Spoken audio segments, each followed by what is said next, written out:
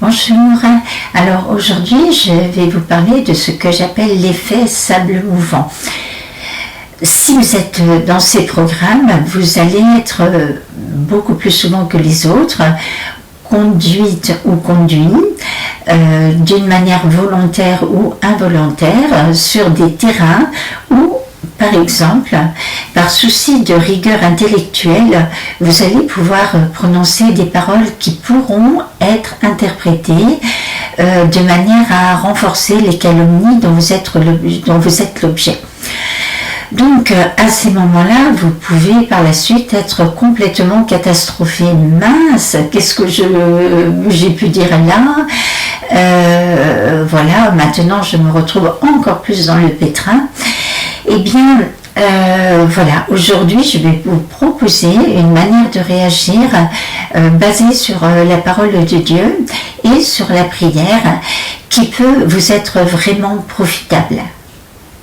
Alors, tout d'abord, je vous propose de vous placer sur un mode de confiance en Dieu, plutôt que sur un mode où vous allez passer en boucle l'événement passé en essayant de vous dire soit c'est catastrophique, comment je peux réagir par moi-même, ce qui est pas forcément mauvais, sauf si vous tournez cet événement en boucle dans une ambiance de drame. Et dans ce cas-là, vous risquez d'être complètement paralysé. Alors que vous puissiez réfléchir aux solutions, c'est bien, mais être paralysé et catastrophé au-delà de toute mesure, eh bien c'est dommage. Cela peut vous porter préjudice. Donc, vous pouvez laisser pendant un moment cet événement passer et juste prier pour cela. Pour ceux qui connaissent déjà la prière, bien je vous conseille de passer dans une prière d'intercession, déjà au niveau des conséquences, de demander à Dieu de couvrir les conséquences. Alors parfois, elles peuvent amener à quelque chose de pire, mais dans ce quelque chose de pire, vous aurez l'occasion de vous justifier de manière à ce que ce sera entendu. Et aussi, vous pouvez vous placer dans une attente, dans la foi, si vous êtes chrétien, d'un événement qui vous justifiera. Et dans ce cas-là, je vous propose de vous appuyer sur un texte qui se trouve dans Jean 22. C'est-à-dire que à ce moment-là, Jésus passait sur la croix. Alors évidemment, nous on ne va pas se comparer à Jésus, mais c'est quand même notre modèle.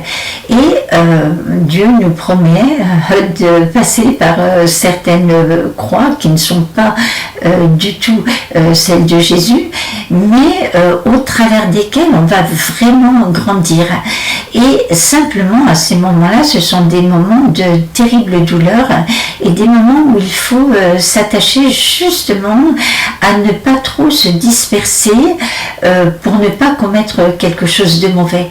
Donc à ce moment-là, vous pouvez remarquer que Jésus sur la croix n'a pas trop parlé. Il a souvent parlé à ses disciples pour leur expliquer des choses. Il a parlé à beaucoup de gens, mais à ce moment-là, il n'a pas trop parlé. Même si on lui parlait des autorités humaines, il n'a pas répondu. Donc il s'est concentré sur ce qu'il avait à faire, entre autres, pour ne pas déraper.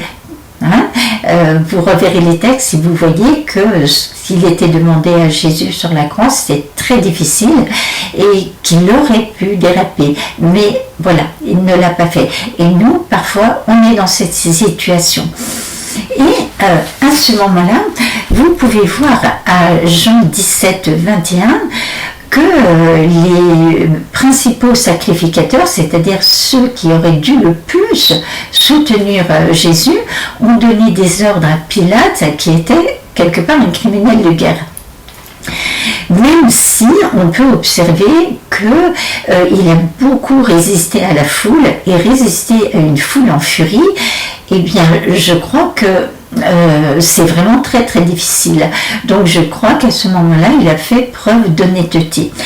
Et donc les principaux sacrificateurs disent à Pilate, il ne faut pas écrire Jésus est le roi des Juifs, mais qu'il se dit être le roi des Juifs. En substance, c'est ce qu'il disait. Et Pilate a dit à ce moment-là, ce que j'ai écrit, je l'ai écrit. Et cette étiquette est restée intacte.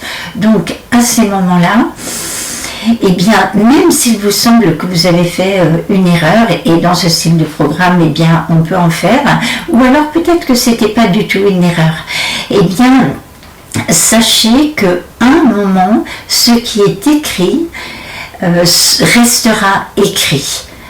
On ne va pas, je le répète, prétendre à la même perfection que Jésus, mais simplement à un trajet de bonne volonté avec Dieu et à un trajet de bonne volonté humainement aussi. Et ça, Dieu le voit. Et en son temps, il vous justifiera.